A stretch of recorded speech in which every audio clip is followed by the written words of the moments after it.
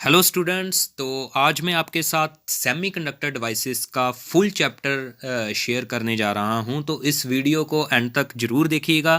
तो शुरू करते हैं semiconductor devices. First topic is PN junction diode. तो पीएन जंक्शन डायोड में P section and N section को हम कंबाइन जोड़ देते हैं एक ही स्ट्रिप में। तो उसमें पी सेक्शन में हमें पता है holes are the majority carriers and N section में electrons are the majority carriers. And इसमें एक बनती है डिप्लीशन लेयर बनती है सेंटर में। तो डिप्लीशन लेयर क्या है?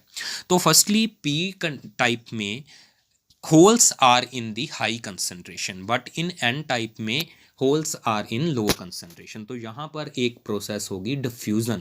Diffusion is the process of transfer of something from high concentration to low concentration. Diffusion is the process of transfer of something from high concentration to low concentration. तो holes जो है वो transfer करेंगे, move करेंगे from P to N region, and electrons transfer करेंगे from N to P region, जिसकी वजह से जंक्शन के नज़दीक, जंक्शन के ऊपर negative ions and positive ions accumulate हो जाएंगे। यहाँ पर नेगेटिव एंड पॉजिटिव आयंस, ये नेगेटिव पॉजिटिव आयंस जो हैं इनके पास कोई फ्री चार्ज कैरियर्स नहीं होंगे, और इसी को हम डिप्लीशन लेयर बोलते हैं। और ये पॉजिटिव नेगेटिव चार्ज मिलके एक पोटेंशियल क्रिएट करेंगे, जिसको हम यहाँ पर बैरियर पोटेंशियल बोलते हैं, जो कि नेगेटिव वाली साइड पे पॉजिटिव चार्ज की वजह से है, पॉजिटिव पोटेंशियल है, और पी वाली साइड पे नेगेटिव चार्ज आयंस की वजह पे से है, और वो नेगेटिव पोटेंशियल है। और इसके बाद हम करते हैं पोटेंशियल बैरियर की वैल्यूज़ जो हैं वो जनरली जर्मेनियम क्रिस्टल के लिए पीएन जंक्शन के लिए 0.3 वोल्ट होती है, और potential barrier for silicon junction diode के लिए इसकी वैल्यू 0.7 वोल्ट होती है। तो thickness of depletion layer generally when no bias is added to this PN junction is approximately 10 raised to power minus 6 meters, and according to this the E is equal to electric field very strong यहाँ पर एक setup हो जाती है। तो this electric field is from positive to negative side, means this ये electric field इस side पे होगी एक स्ट्रॉन्ग मैग्नेटिक फील्ड। तो ये इलेक्ट्रिक फील्ड ये इलेक्ट्रिक फील्ड क्या करती है, ये फर्दर एक और तरह का करंट यहाँ पर बनाती है। जैसे हमने पहले डिफ्यूजन करंट की बात की, जो कि डिफ्यूजन की वजह से होता है, high to low concentration movement की वजह से होता है, वैसे ही यहाँ पर एक सेकंड करंट बनता है drift current, which is due to this electric field, but there is the movement of only minority carriers because electric field is in the direction of this. तो इलेक्ट्रिक फील्ड इस direction में है, तो electric field की direction में ये positive ions move करेंगे, but इस रीजन से जो इलेक्ट्रॉन्स है वो इस डायरेक्शन में मूव करेंगे। So drift current is opposite to the diffusion current and is due to the minority charge carriers movement and due to the electric field develop due to the barrier potential. तो ये दोनों currents के बारे में आपको पता चल गया। तो आगे हम पढ़ते हैं forward and reverse biasing of a junction diode. Forward bias का मीनिंग हमने पॉजिटिव से पी साइड को जोड़ा एंड नेगेटिव से एन साइड्स को जोड़ा। फॉरवर्ड वोल्टेज जो है is opposite to the barrier potential. जब तक फॉरवर्ड वोल्टेज की वैल्यू बैरियर पोटेंशियल से कम रहेगी, तब तक ये फॉरवर्ड जो करंट है, फॉरवर्ड करंट डिफ्यूजन की वजह से जो करंट है, वो बैरियर पोटेंशियल उसको स्टॉप करेगा, बैरियर पोटेंशियल उसको स्टॉप करेगा। बट फॉरवर्ड बेसिंग इसकी फॉरवर्ड बेसिंग की अप्लाइड वोल्टेज जो है वो opposite to the barrier potential है, सो बैरियर पोटेंशियल को कम कर देगी। जो बैरियर पोटेंशियल शुरू में इतना था उसमें से अप्लाइड वोल्टेज कम होगी, तो बैरियर पोटेंशियल कम हो गया, जिसकी वजह से डिप्लीशन लेयर थिन हो जाएगी। डिप्लीशन लेयर थिन होगी, तो फॉरवर्ड बेसिंग के वक्त अगर डिप्लीशन लेयर थिन है तो junction diode low resistance offer करेगा, और जब तक ये अप्लाइड वोल्टेज की वैल्यू बैरियर पोटेंशियल से कम है, फॉरवर्ड करंट हमें ज़्यादा नहीं मिलेगा। एज सुन जब भी ये अप्लाइड वोल्टेज बैरियर पोटेंशियल के इक्वल होके उसको क्रॉस करेगी, तो उसको हम नी वोल्टेज बोलते हैं। अप्लाइड वोल्टेज की वो वैल्यू जो बैरियर पोटेंशियल के इक्वल है उसको हम नी वोल्टेज बोलते हैं। उसके बाद हमारा जो करंट है, फॉरवर्ड करंट, वो इंक्रीज करना शुरू कर जाएगा linearly with the applied voltage. तो फॉरवर्ड करंट जो फ्लो हो रहा है, this is due to the majority charge carrier movements. Majority charge carrier की मूवमेंट्स की वजह से ये फॉरवर्ड करंट फ्लो हो रहा है, और this is due to the diffusion current. ये बेसिकली डिफ्यूजन करंट ही है, और बैरियर पोटेंशियल कम होने की वजह से डिफ्यूजन करंट फ्लो हो रहा है यहाँ पे। तो देन रिवर्स बेस में हम इसे ओपोजिट टर्मिनल्स यूज़ करते हैं, पी के साथ नेगेटिव एंड एन के साथ पॉजिटिव जोड़ते हैं, जिसकी वजह से जो अप्लाइड वोल्टेज है it adds to the barrier potential, उससे बैरियर पोटेंशियल और बढ़ गया। बैरियर पोटेंशियल बढ़ने का मतलब क्या है, डिप्लीशन लेयर हमारी थिक हो गई और रेजिस्टेंस जो है वो बढ़ गई, resistance offered by PN junction diode बढ़ गई। अगर हाई रेजिस्टेंस है तो करंट लो होगा, बट यहाँ पर करंट फ्लो करता है due to the minority charge carrier movement, because यहाँ पर डिफ्यूज़न तो बिल्कुल स्टॉप हो जाती है, डिफ्यूज़न रुक जाती है इस रीजन में, डिफ्यूज़न करंट फ्लो नहीं कर पाता बिकॉज बैरियर पोटेंशियल बढ़ गया है। बट यहाँ पर एक अप्लाइड यहाँ पर एक इलेक्ट्रिक फील्ड है जो कि बैरियर पोटेंशियल बढ़ने की वजह से इस डायरेक्शन में है, वो कोज करती है ड्रिफ्ट करंट को। Drift current means positive ions from N side and negative ions from P side move करना शुरू कर जाते हैं अनदर रीजन में।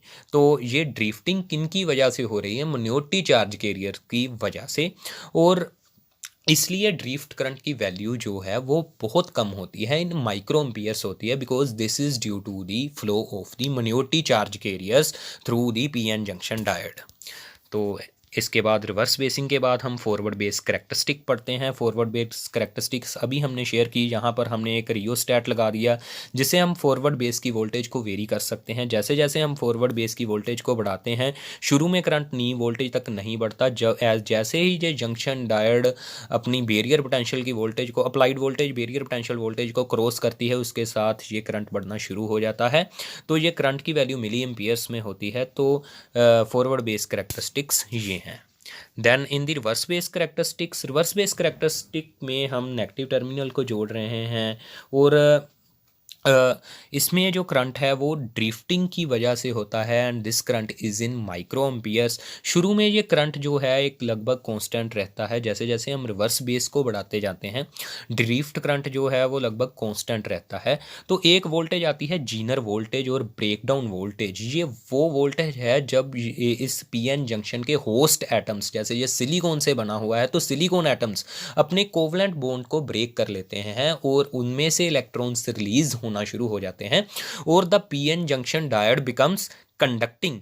तो इस सिचुएशन को हम ब्रेक डाउन बोलते हैं। तो जिस वोल्टेज पे जाके जंक्शन डायोड रिवर्स वोल्टेज पे, जिस पे वो ब्रेक डाउन हो जाता है, उसको हम जीनर वोल्टेज बोलते हैं। उसके साथ करंट में अब्रप्ट चेंज आता है, बहुत ज़्यादा चेंज आता है। तो देन रिवर्स बेसिंग के बाद हम करते हैं जंक्शन डायोड एज, तो रेक्टिफायर पढ़ते हैं। Rectifier is a device which converts AC power into DC power, जो एसी को डीसी में कन्वर्ट करता है, alternating current to direct current convert करता है। तो there are two types of rectifiers, half wave rectifier and full wave rectifier. Half wave rectifier में only one half of each AC input cycle is converted to DC supply, and इसकी principal and working समझते हैं इस diagram से। हम actually में इसमें एक ट्रांसफार्मर ही यूज़ करते हैं, primary and secondary coils. AC main supply is supplied to the primary coil. Suppose during the first half cycle, this half cycle पे इनपुट के यहाँ पर हमने पॉजिटिव बना लिया और नेगेटिव बन रहा है, मान लेते हैं ये, तो ये हमारा जंक्शन डायोड फॉरवर्ड बेस हो जाएगा। तो इसमें से एक करंट फ्लो करेगा। तो ये करंट की डायरेक्शन अगर ये आउटपुट रेजिस्टेंस पे देखें तो पॉजिटिव से नेगेटिव बनेगी, तो हमें ये आउटपुट एक मिल रहा है जो कि इसके तरह साइनोसाइडल ही है। तो जब ये नेक्स्ट साइकिल इसका आया, नेक्स्ट साइकिल के दौरान इसकी वैल्यूज़ जो हैं वो नेगेटिव पॉजिटिव बन जाएंगी। उसके दौरान ये पीएन जंक्शन डायोड क्या हो गया, रिवर्स बेस्ड हो गया। रिवर्स बेस पे हाई रेजिस्टेंस दे रहा है और no current flows, because current flows in only micro ampere value. So micro ampere is very less as compare to the milli ampere, so इसको हम नेग्लेक्ट करते हैं। सो ड्यूरिंग दिस हमें कोई यहाँ पर आउटपुट नहीं मिल रहा, तो उसको हमने ये ऐसे ही रखा। तो ऐसे ही नेक्स्ट पॉजिटिव के वक्त हमें फिर से आउटपुट मिलेगा। तो जो हमारा करंट है फाइनल, हमें जो वोल्टेज मिल रही है, आउटपुट मिल रहा है in case in terms of voltage, that is according to sinusoidal variation but is only of single nature, positive nature, तो ये जो आउटपुट है ओनली पॉजिटिव नेचर का है, एक डायरेक्शन का ही करंट है। So this is the DC output voltage, इसलिए हम इसको डीसी बोलते हैं, but there is a fluctuation in this value. Then full wave rectifier, full wave rectifier वो है जो both halves of each AC input cycle को कन्वर्ट करता है डीसी में। तो प्रिंसिपल एंड वर्किंग इसकी समझते हैं। हमने प्राइमरी कॉइल को एसी मेन से जोड़ा, सेकेंडरी कॉइल पे जो हमने कंसीडर करते हैं कि फर्स्ट हाफ साइकिल के दौरान, इस हाफ साइकिल के दौरान पॉजिटिव बन रहा है ऊपर और नीचे बन रहा है नेगेटिव। ऊपर वाले का पॉजिटिव पी से जुड़ा है, इसका मतलब ये फॉरवर्ड बेस हो गया, नेगेटिव वाला पी से जुड़ा है, ये रिवर्स बेस हो गया। So only the current flows in the second in the this junction diode. इसकी वजह से जो करंट फ्लो करेगा उसकी डायरेक्शन ये शो की गई है। तो ये करंट इस टर्मिनल को पॉजिटिव और दूसरे को नेगेटिव बना देगा फर्स्ट हाफ साइकिल में। इस साइकिल में जब नेक्स्ट हाफ साइकिल आएगा, नेक्स्ट हाफ साइकिल में नीचे वाला एंड पॉजिटिव और ऊपर वाला नेगेटिव हो जाएगा। ऊपर वाला रिवर्स बेस होगा या नीचे वाला फॉरवर्ड बेस हो गया, एंड देन नीचे वाले के फॉरवर्ड बेस होने से इसमें से जो करंट फ्लो करेगा उसकी डायरेक्शन ये ऐसे बनेगी। और अगर रेजिस्टेंस में देखें तो सेम एज अपर केस की तरह, जैसे ऊपर वाले केस में बना था ऐसे ही इसमें करंट फ्लो कर रहा है इस केस में भी। तो इधर वाली साइड पॉजिटिव और इधर वाली साइड नेगेटिव बन रही है, मीन्स आउटपुट हमारा फिर से उसी डायरेक्शन में आया, वोल्टेज का आउटपुट उसी डायरेक्शन में आ रहा है।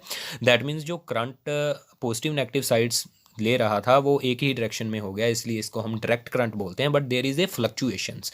तो इन फ्लक्चुएशन को रिड्यूस करने के लिए हम यहाँ पर फिल्टर्स यूज़ करते हैं, सीरीज एल सर्किट और पैरेलल कैपेसिटर फिल्टर, जो ये फ्लक्चुएशंस को कम करते हैं। हम कैपेसिटर और इंडक्टर को ही क्यों यूज़ करते हैं? Because these are energy storing devices and during current growth and current decay they can provide energy and take energy, so they can be used as a filtration circuit। इसके बाद हम पढ़ते हैं different types of junction diodes. तो Zener diode सबसे पहले पढ़ते हैं। Zener diode is specially design junction diode which can operate in reverse breakdown voltage region continuously without being damaged. This is highly doped PN junction diode and depletion layer is thin and electric field is strong in this. Electric field इसमें strong होती है, depletion layer thin होती है, highly doped होता है, specially design junction diode है, reverse breakdown voltage पे काम करता है और डैमेज नहीं होता। और इसकी प्रॉपर्टी क्या है?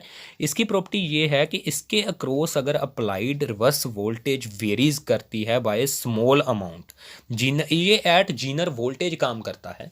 अगर जीनर वोल्टेज से हमने अप्लाइड रिवर्स वोल्टेज को थोड़ा भी वेरी किया, वेरी स्मॉल अमाउंट से वेरी किया, then there is a large change in the current through them. इसमें से जो करंट फ्लो करता है वो लार्ज चेंज करता है and this voltage across them is almost constant. इसीलिए इनमें से जो वोल्टेज है वो ऑलमोस्ट कांस्टेंट रहती है, एट जीनर वोल्टेज रहती है।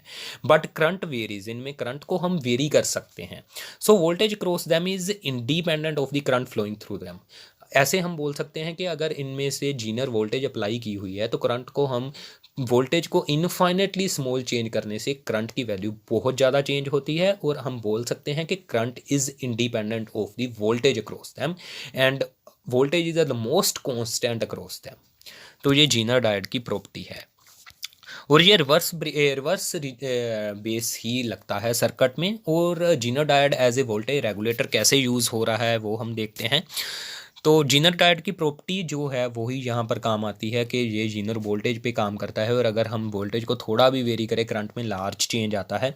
तो हम इसके साथ एक रेजिस्टेंस यूज़ करते हैं जो कि इसको as a voltage regulator use करने में हेल्प कर रही है।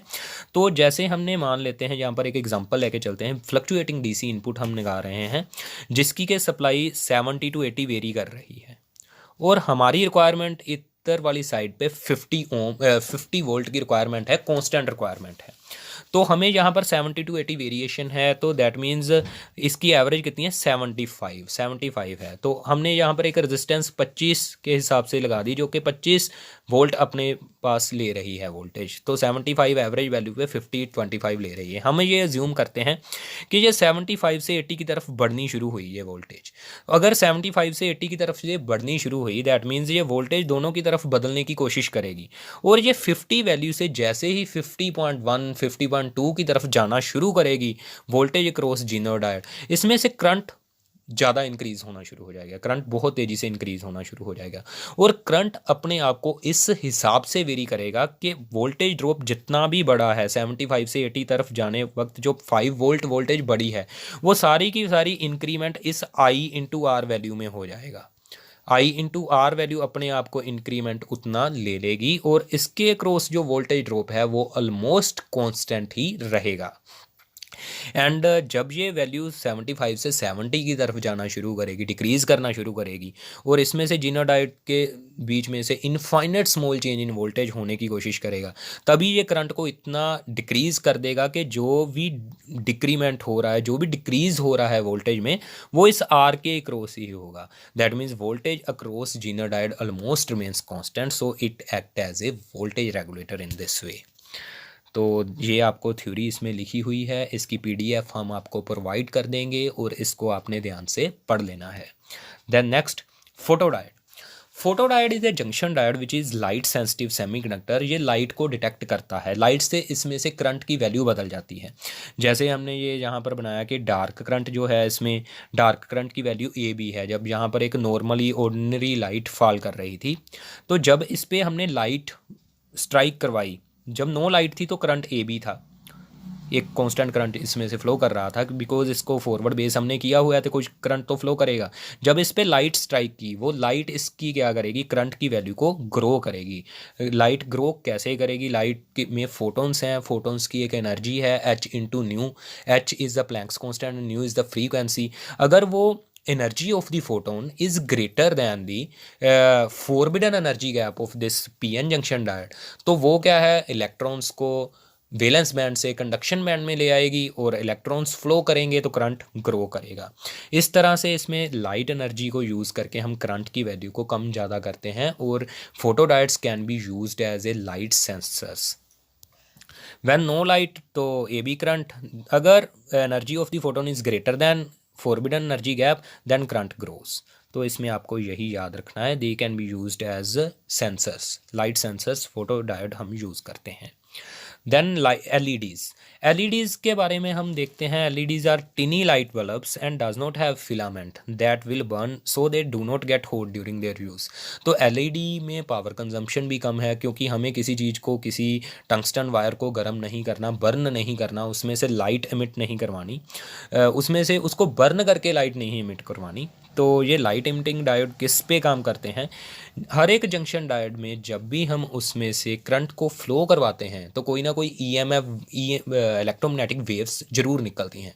पर ये इलेक्ट्रोमैग्नेटिक वेव्स की जो फ्रीक्वेंसी, जो वेवलेंथ है, अगर विजिबल रीजन में फॉल कर रही है तभी हमें कोई कलर दिखाई देता है। अगर विजिबल रीजन में नहीं फॉल करती, इंफ्रारेड रीजन में फॉल कर रही है, तो हमें कोई कलर नहीं दिखाई देता। In case of silicon, in case of germanium, जो ईएमएफ वेव, इलेक्ट्रोमैग्नेटिक वेव्स निकलती हैं, उनकी वेवलेंथ विजिबल रीजन में ना फॉल करने की वजह से हमें कोई कलर नहीं दिखाई देता। But in case of A gallium arsenide phosphide junction diode emit radiation in visible region when forward base such junction diode is called LED। हम उसको LED बोलते हैं जिसकी जो इमिटिंग रेडिएशन है वो विजिबल रीजन में फॉल करे फॉरवर्ड बेस के दौरान। तो होता क्या है, जब हम इसको एक वोल्टेज अप्लाई करते हैं, सफिशिएंट वोल्टेज अप्लाई करते हैं एलईडी को, electrons move cross the junction into the P region. जो इलेक्ट्रॉन्स है वो पी रीजन में जाते हैं, where electrons immediately attracted to the positive holes. वहाँ पर इलेक्ट्रॉन्स पॉजिटिव होल्स की तरफ अट्रैक्ट हो जाते हैं। जब हम फॉरवर्ड बेस अप्लाई करते हैं तो डिफ्यूजन करंट फ्लो होता है। डिफ्यूजन करंट का क्या मीनिंग है, इलेक्ट्रॉन्स एन टाइप से पी टाइप की तरफ आ रहे हैं और ये पी टाइप की आया हुआ इलेक्ट्रॉन होल की तरफ अट्रैक्ट हो रहा है, और ये इलेक्ट्रॉन जब होल के साथ कंबाइन होगा तो वो अपनी इलेक्ट्रिक पोटेंशियल एनर्जी को इलेक्ट्रोमैग्नेटिक एनर्जी में कन्वर्ट कर लेगा। इलेक्ट्रॉन का होल से कंबाइन करने का क्या मीनिंग है, इलेक्ट्रॉन होल से कंबाइन करने का मीनिंग है इलेक्ट्रॉन कंडक्शन बैंड से वैलेंस बैंड में गया। इलेक्ट्रॉन जब कंडक्शन बैंड से वैलेंस बैंड में गया, पी साइड पे जाके होल के साथ कंबाइन किया, तो it releases energy which is equal to, कितनी एनर्जी रिलीज करेगा, forbidden energy gap between the conduction band and valence band. तो एनर्जी जितनी रिलीज हुई उस फोटोन की एनर्जी क्या होगी, h into nu, which is equal to the forbidden energy gap, because electron conduction band से valence band में आ चुका है। तो ये एच इंटू न्यू क्या है हमारे पास, जो फोटोन रिलीज हुआ।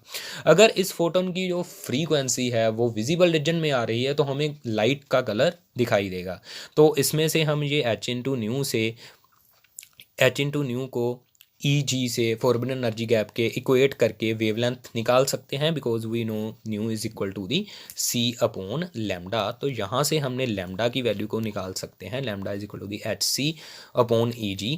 ये HC/λ is equal to EG था, EG is equal to the HC/λ and lambda is equal to the HC/EG forbidden energy gap. तो वहाँ से हमने कैलकुलेशन की for gallium arsenide. Gallium arsenide phosphide के लिए जो EG की वैल्यू है दैट इज़ 1.90 इलेक्ट्रॉन वोल्ट है। 1.90 इलेक्ट्रॉन वोल्ट के कोरस्पोंडिंग जो ये वेवलेंथ रिलीज कर रहा है इलेक्ट्रोमैग्नेटिक फोटोन की, वो 6500 एंगस्ट्रॉम है, which is in the range of visible spectrum. तो जो हमें रेज दिखेंगी उनका कोई ना कोई कलर दिखेगा। इस तरीके से हम LEDs काम करती हैं। तो मेन इसका कारण यहाँ पर फोटोन्स रिलीज होने का क्या है, because in the P region और इन दी N रीजन, अगर हम P रीजन की ही बात करते हैं, इलेक्ट्रॉन्स जो माइग्रेट हुए हैं N साइड से, वो होल की जगह पर जब आते हैं तो कंडक्शन और वैलेंस बैंड के बीच जितना एनर्जी गैप है उतनी एनर्जी अपने से रिलीज कर देते हैं in the form of electromagnetic waves. तो यहाँ पर ऐसे लाइट जो है वो फॉर्म होती है। तो आपको इसके LEDs के यूज़ पढ़ लेने हैं, इस वीडियो में हमें ये दे रखा है।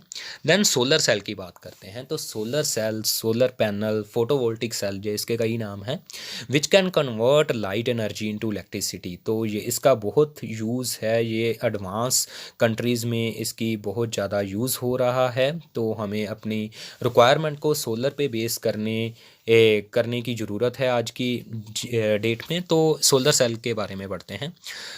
Solar cell is based on the photovoltaic effect to convert light directly into electrical energy. तो ये लाइट को इलेक्ट्रिकल एनर्जी में कैसे बदलता है ये हम समझते हैं। तो इसमें हम क्या करते हैं, एक N type, P type and PN junction form कर लेते हैं। पहले सिलिकॉन वेफर्स पे हमने P type N type doping की उसकी, और P एंड N टाइप बना लिए, और बीच में एक जंक्शन फॉर्म हो गया। सिलिकॉन वेफर हमने एक स्ट्रिप ली सिलिकॉन की, और P type N type form करके PN जंक्शन बना लिया। ऊपर वाली साइड पे हम जो है एक ग्लास, ट्रांसपेरेंट ग्लास लगाते हैं, और N साइड पे जो करंट फॉर्म हो रहा है उसको कलेक्ट करने के लिए मेटल कॉन्टैक्ट बनाते हैं with the help of A silver paste. This metal contact is grid type contact होता है, ताकि ये इसका N टाइप का ऊपर वाला एरिया एक्सपोज हो जाए लाइट एनर्जी को। N टाइप का एरिया एक्सपोज करने के लिए हम इसके ऊपर जो है वो ग्रिड टाइप मेटल कॉन्टैक्ट बना के उसके ऊपर ट्रांसपेरेंट ग्लास लगाते हैं, और नीचे वाली साइड पे फुली मेटल कॉन्टैक्ट बनाते हैं with the help of aluminium paste. And तो ये मेटल कॉन्टैक्ट B साइड की तरफ हो गया। तो जैसे हम सिलिकॉन वेफर्स लगाते हैं इसमें, तो इसकी कंस्ट्रक्शन आप यहाँ से देख लीजिएगा। और कंस्ट्रक्शन के बाद इस पर जब लाइट फॉल करती है N रीजन पे, N लेयर पे जब लाइट फॉल की, तो लाइट की अगर एनर्जी जो है वो सफिशेंट है, फॉरबिडन एनर्जी गैप के इक्वल है या उससे ज़्यादा है, तो वो क्या करेगी, वैलेंस बैंड से इलेक्ट्रॉन्स को कंडक्शन बैंड में ले आएगी। वैलेंस बैंड से इलेक्ट्रॉन्स को कंडक्शन बैंड में ले आएगी, एंड दीज इलेक्ट्रॉन्स फ्लो, ये इलेक्ट्रॉन फ्लो करेंगे towards the P side. Absorbed light energy knocks out electrons which flow cross the PN junction to create the current. तो current बनेगा, P layer की तरफ current flow करेगा, load electronic current flow करेगा। ये load resistance is connected between positive and negative side पे हम एक लोड रेजिस्टेंस लेंगे, तो इसको हम एक एक्सटर्नल बैटरी लगा के इस एनर्जी को स्टोर भी कर सकते हैं। तो after flowing through the load resistance current flows back into the electrons flows back into the N layer, thus current is generated with the help of light energy. तो लाइट एनर्जी से ऐसे current flow होता है इसमें, वो electrons valence band में जो पड़े थे वो फोटोन ऑफ लाइट को ऑब्जॉर्व करके कंडक्शन बैंड में जाके फ्री हो जाते हैं और मूव करते हैं, और मूव करके करंट को फॉर्म करते हैं। तो this is the working of the solar cell. तो सोलर सेल की एप्लीकेशंस आपको पढ़नी है। रिमोट एरियाज़ में जहाँ पर इलेक्ट्रिसिटी नहीं पहुँच सकती वहाँ पर हमें यूज़ करते हैं, कैलकुलेटर्स में यूज़ करते हैं, और बिल्डिंग की रूफ्स पे इसको लगा के हम सोलर सेल्स को इलेक्ट्रिसिटी प्रोड्यूस कर सकते हैं। तो इसके बारे में आपने इनके यूजेस को पढ़ लेना है।